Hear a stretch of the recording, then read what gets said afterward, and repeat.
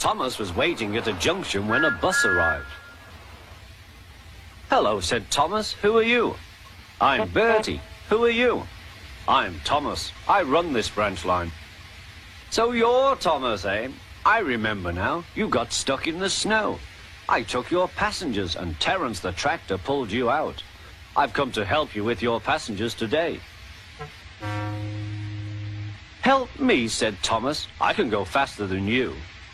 "You can't," said Bertie. "I can," huffed Thomas. "I'll race you," said Bertie. The drivers agreed to the race going ahead. The station master said, "Are you ready? Go." Thomas never could go fast at first, and Bertie drew in front.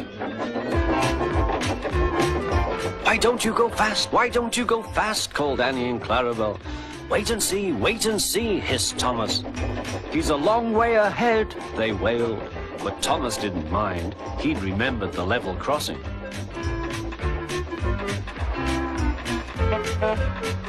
There was Bertie fuming at the gates while they sailed gaily through. "Goodbye, Bertie," called Thomas.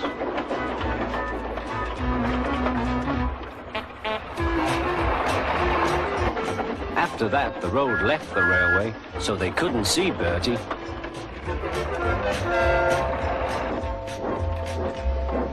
Then they had to stop at the station to let off passengers.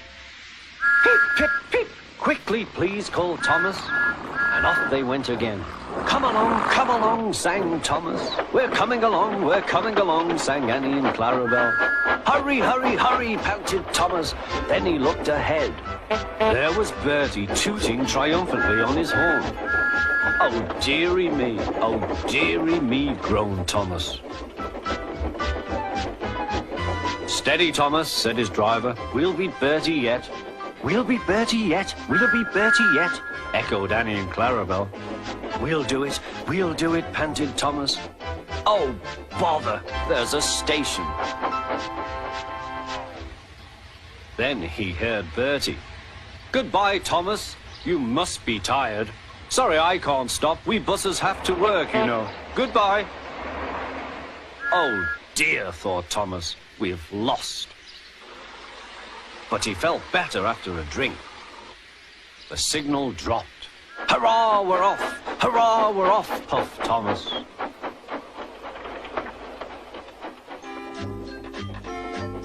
As they crossed the bridge, they heard an impatient honk, honk. There was Bertie waiting at the traffic lights. He started with a roar and chased on after Thomas again. Now Thomas reached his full speed. Bertie tried hard, but Thomas was too fast. Whistling triumphantly, he plunged into the tunnel, leaving Bertie toiling far behind.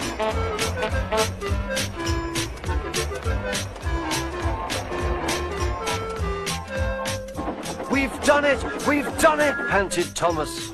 "We've done it, hooray! We've done it, hooray!" chanted Annie and Clarabel as they whooshed into the last station.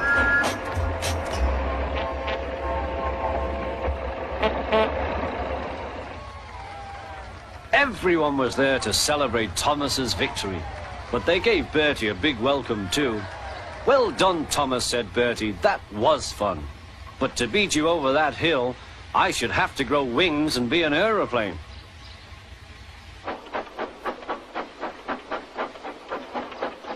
They now keep each other very busy. They often talk about their race, but Bertie's passengers don't like being bounced like peas in a frying pan. And Sir Topham Hatt has warned Thomas not to race at dangerous speeds. So although, between you and me, they would like to have another race, I don't think they ever will. Do you?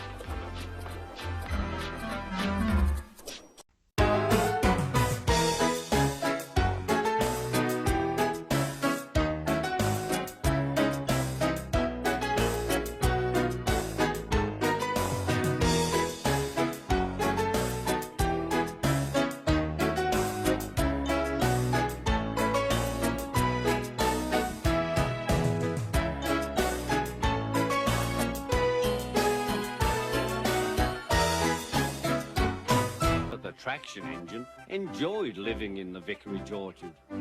Edward came to see him every day, but sometimes Trevor didn't have enough work to do. "I do like to keep busy all the time," he sighed one day.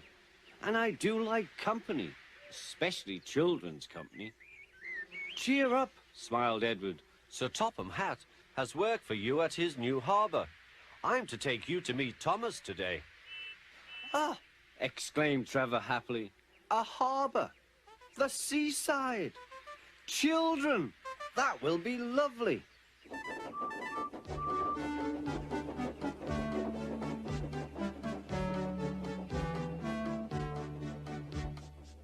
Thomas was on his way to the harbour with a trainload of metal pilings. They were needed to make the harbour wall firm and safe. "Hello, Thomas," said Edward. "This is Trevor, a friend of mine. He's a traction engine." Thomas eyed the newcomer doubtfully. "A what engine?" he asked. "A traction engine," explained Trevor. "I run on roads instead of rails. Can you take me to the harbour, please? Sir Topham Hatt has a job for me." "Yes, of course," replied Thomas, but he was still puzzled. Workmen coupled Trevor's car to Thomas's train, and soon they were ready to start their journey.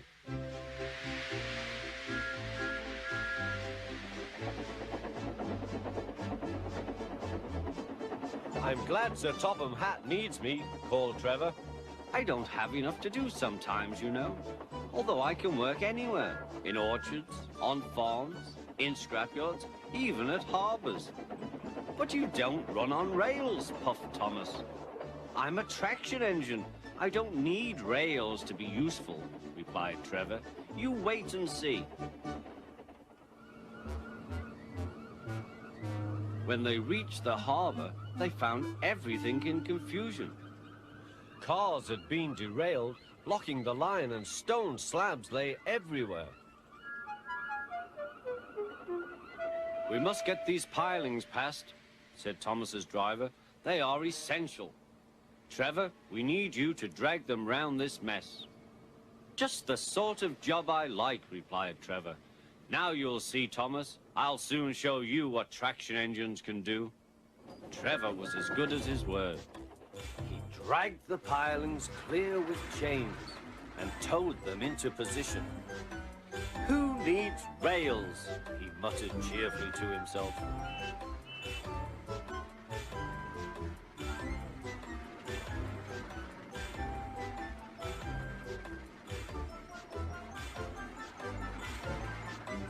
Later, Thomas brought Annie and Clarabel to visit him. Thomas was most impressed. "Now I understand how useful a traction engine can be." The coaches were full of children. Trevor gave them rides along the harbour. He liked this best of all.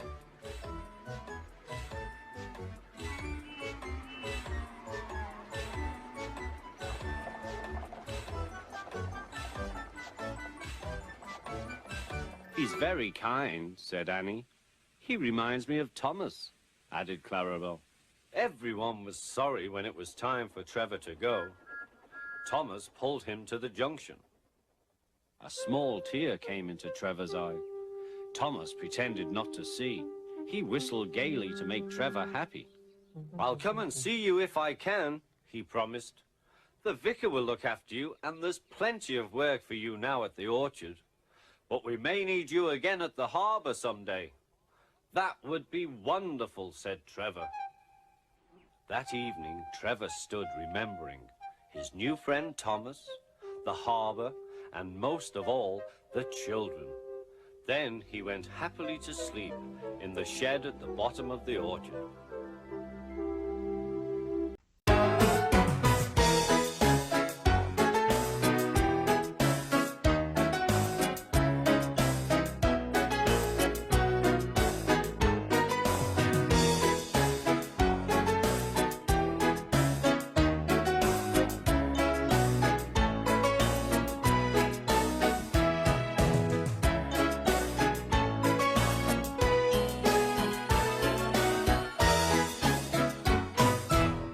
Bertie the bus was giving some visitors a tour of the island of Sodor.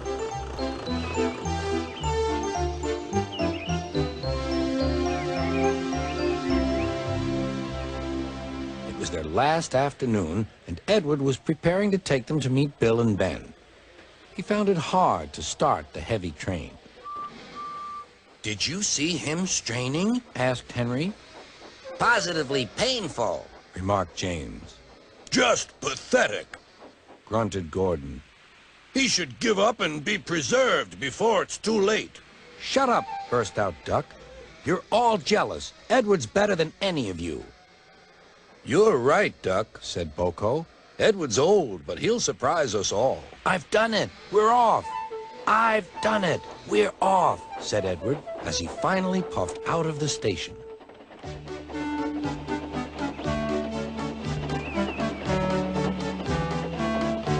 Bill and Ben were delighted to see the visitors. They loved being photographed.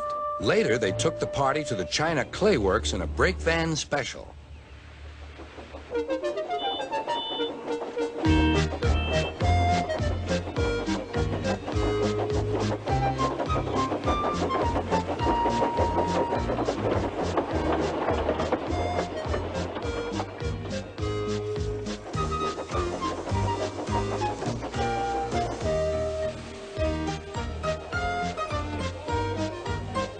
Everyone had a splendid time, and the visitors were most impressed.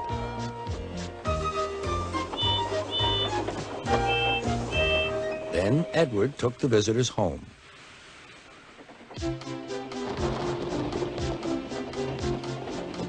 On the way, the weather changed. Wind and rain buffeted Edward. His sanding gear failed, and his fireman rode in front, dropping sand on the rails by hand. Suddenly, Edward's wheels slipped fiercely, and with a shrieking crack, something broke. The crew inspected the damage. Repairs took some time. One of your crank pins broke, Edward, said his driver. We've taken your side rods off. Now you're like an old-fashioned engine. Can you get these people home? They must start back tonight. I'll try, sir, promised Edward. Edward puffed and pulled his hardest, but his wheels kept slipping, and he could not start the heavy train. The passengers were anxious. The driver, fireman, and conductor went along the train, making adjustments between the coaches. We've loosened the couplings, Edward. Now you can pick up your coaches one by one, just as you do with freight cars. That'll be much easier, said Edward. Come on, he puffed and moved cautiously forward. The first coach moving helped to start the second, and the second helped the third.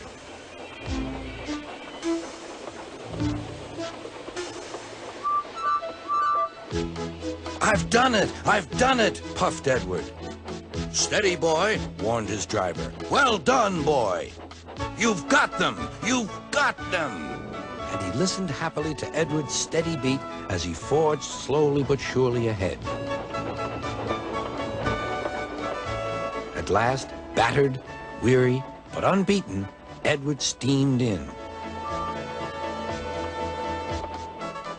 Henry was waiting for the visitors with the special train. Beep, beep.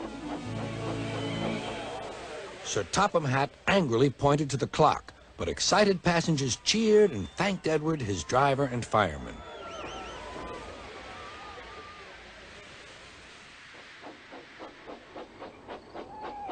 Duck and Boko saw to it that Edward was left in peace. Gordon and James remained respectfully silent.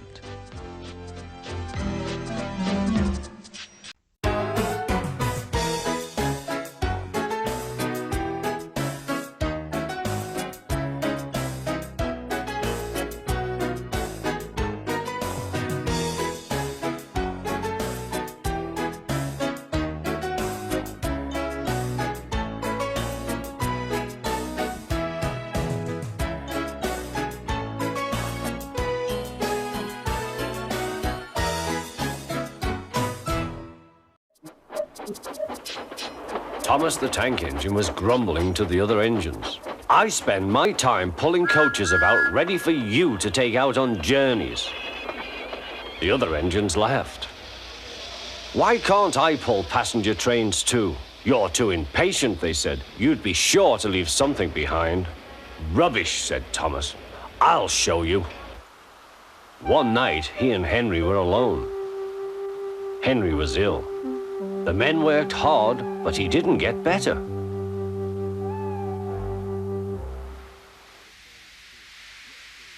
He felt just as bad next morning. Henry usually pulled the first train, and Thomas had to get his coaches ready. If Henry is ill, he thought, perhaps I shall pull his train. Thomas ran to find the coaches. Come along, he fussed. There's plenty of time, they grumbled. Thomas took them to the platform and wanted to run round in front at once. But his driver wouldn't let him. Don't be impatient, Thomas. Thomas waited and waited. The people got in, the conductor and station master walked up and down, the porter banged the doors, and still Henry didn't come. Thomas got more and more excited. Sir Topham Hatt came to see what was the matter, and the conductor and the station master told him about Henry. Find another engine, he ordered. There's only Thomas, they said. You'll have to do it then, Thomas. Be quick now. So Thomas ran round to the front and back down on the coaches ready to start. Let's not be impatient, said his driver. We'll wait till everything is ready. But Thomas was too excited to listen. What happened then, no one knows. Perhaps they forgot to couple Thomas to the train. Or perhaps the driver pulled the lever by mistake. Anyhow, Thomas started without his coaches. As he passed the first signal tower, men waved and shouted, but he didn't stop. They're waving because I'm such a splendid engine, he thought importantly. Henry says it's hard to pull trains, but I think it's easy. Hurry, hurry, hurry, he puffed, pretending to be like Gordon. People have never seen me pulling a train before. It's nice of them to wave, and he whistled. Peep, peep, thank you.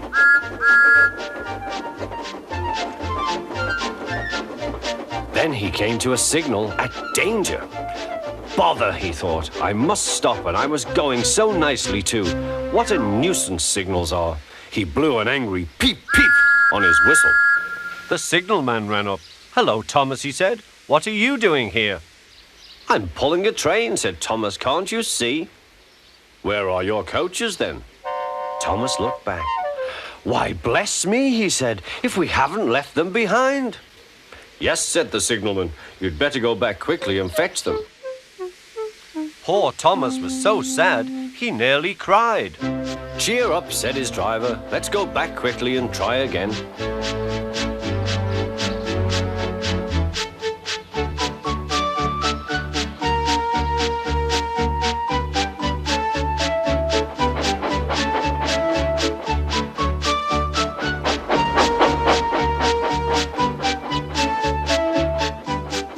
At the station, all the passengers were talking at once. They were telling Sir Topham Hatt what a bad railway it was.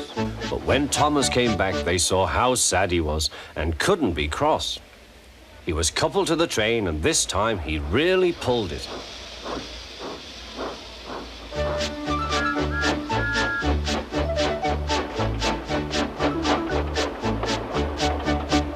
Afterwards, the other engines laughed at Thomas and said, Look, there's Thomas who wanted to pull a train, but forgot about the coaches.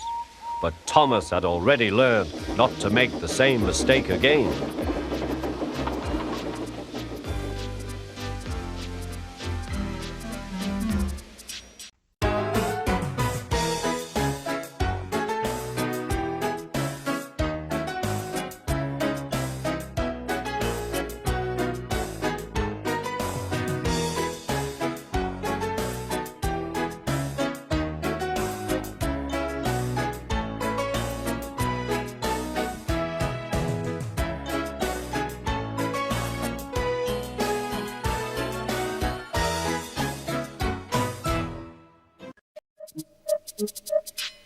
Henry and Gordon were lonely when Thomas left the yard to run his branch line. They missed him very much. They had more work to do and had to fetch their own coaches. The big engines thought they were too important to fetch coaches. James grumbled too. "We get no rest, we get no rest," they all complained. But the coaches only laughed. "You're lazy and slack, you're lazy and slack," they answered. Altogether, the engines were causing Sir Topham Hatt a great deal of trouble. The big stations at both ends of the line each have a turntable. Sir Topham Hatt had made them so that the tender engines can be turned around because it is dangerous for them to go fast backwards. Little tank engines like Thomas don't need turntables. They can go just as well backwards as forwards. But to hear Gordon talk, you would have thought that Sir Topham Hatt had given him a tender just to show how important he was.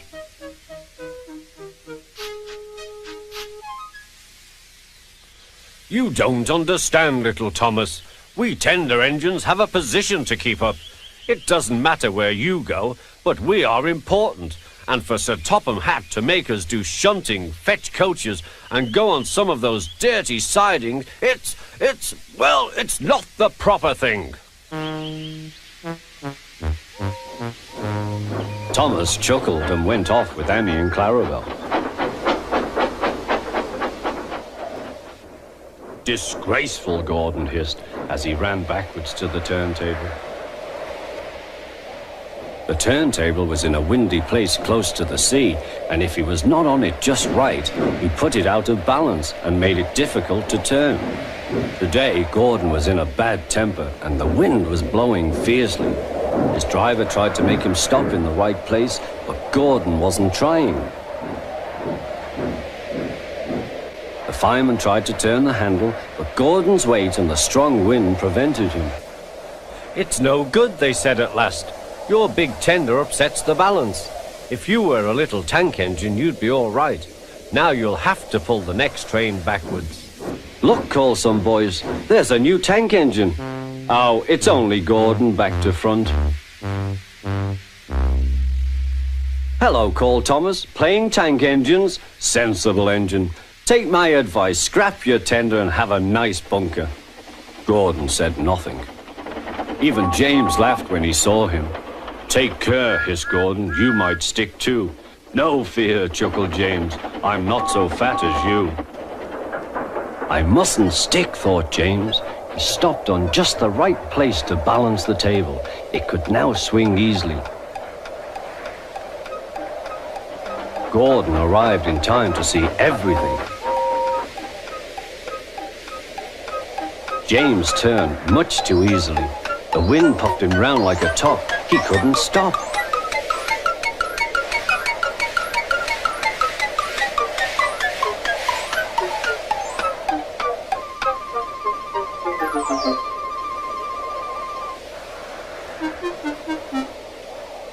"Well, well," said Gordon, "are you playing roundabouts?" Poor James, feeling quite giddy, rolled off to the shed without a word.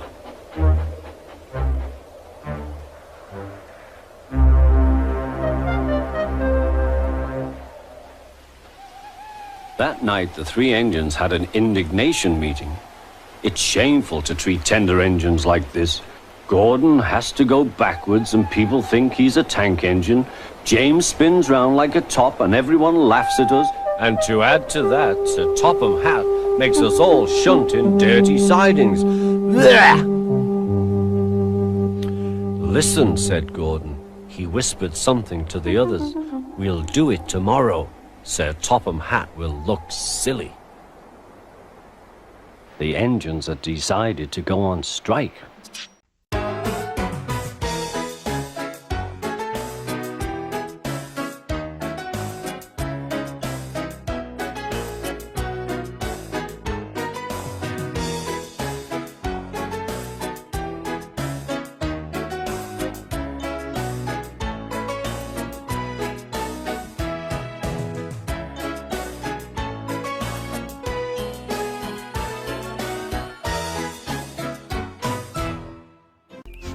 In the summer, the work crews cut the long grass along the tracks, raking it into heaps to dry in the sun. At this time of year, Percy stops where they have been cutting. The men load up his empty wagons and he pulls them to the station.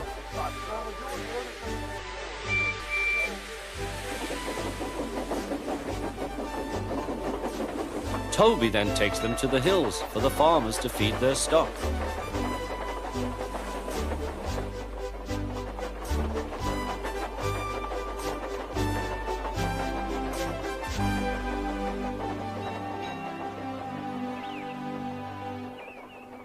Whee! Percy gave a ghostly whistle. "Don't be frightened, Thomas," he laughed. "It's only me." "Your ugly phiz is enough to frighten anyone," said Thomas. "You're like... ugly indeed. I'm a green caterpillar with red stripes," continued Thomas firmly. "You crawl like one too." "I don't." "Who's been late every afternoon this week?" "It's the hay." "I can't help that," said Thomas. Time's time, and Sir Topham Hatt relies on me to keep it. "I can't if you crawl in the hay till all hours." "Green caterpillar indeed," fumed Percy. He set off to collect some hay to take to the harbour. "Everyone says I'm handsome, or at least nearly everyone. Anyway, my curves are better than Thomas's corners." "Thomas says I'm always late," he grumbled. "I'm never late, or at least only a few minutes. What's that to Thomas?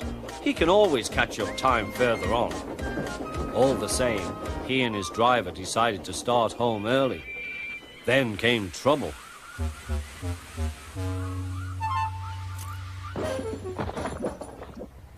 A crate of treacle was upset all over Percy. Percy was cross. He was still sticky when he puffed away. The wind was blowing fiercely. "Look at that!" exclaimed the driver. The wind caught the piled hay, tossing it up and over the track. "The lion climbed here." "Take a run at it, Percy," his driver advised. Percy gathered speed, but the hay made the rails slippery, and his wheels wouldn't grip. Time after time he stalled with spinning wheels and had to wait till the line ahead was cleared before he could start again. Everyone was waiting. Thomas seethed impatiently. 10 minutes late. I warned him. Passengers will complain, and Sir Topham Hatt. Then they all saw Percy. They laughed and shouted.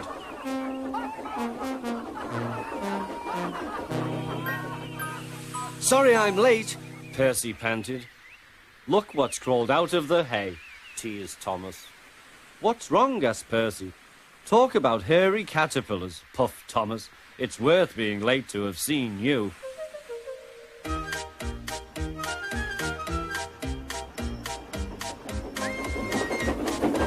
When Percy got home, his driver showed him what he looked like in a mirror. "Bust my buffers! No wonder they all laughed. I'm just like a woolly bear. Please clean me before Toby comes." But it was no good. Thomas told Toby all about it.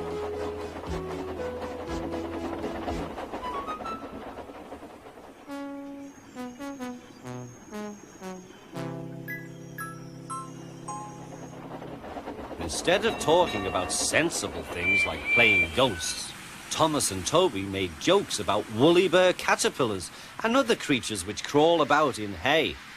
They laughed a lot, but Percy thought they were really being very silly indeed. Green and brown and blue, they're the really useful crew, all with different roles to play around in the sheds or far away.